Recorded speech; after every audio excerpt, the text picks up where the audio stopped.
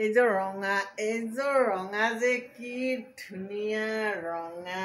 কি কম আৰু মানে ধুনীয়া মানে বেলেগ ধৰণৰ আৰু এইটো ডলি সূতাই দি দিয়া হৈছে বনক বুলি কয় এইটো সূতাৰে দিয়া হৈছে এনেকুৱা এমব্ৰইডাৰী কৰা এনেকুৱা জিলিকিছে কাপোৰযোৰ আৰু ৰঙা ৰংটো বেলেগ ধুনীয়া ৰঙা এইটো চাইড পাৰি এই কাপোৰযোৰ চিলালে ক'ব লাগিব আৰু বোলে হয় দেই এযোৰ কাপোৰ ল'লোঁ আৰু এনেকুৱা ধৰণৰ কাপোৰ এযোৰ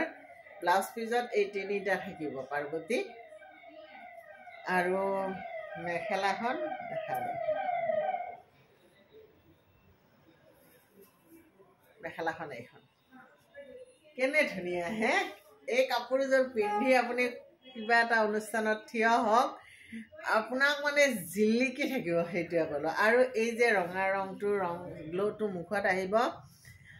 আৰু মানে কেনে ধুনীয়া ৰঙা ভাল পোৱা মানুহৰ কাৰণে মোৰতো বিৰাট প্ৰিয় আৰু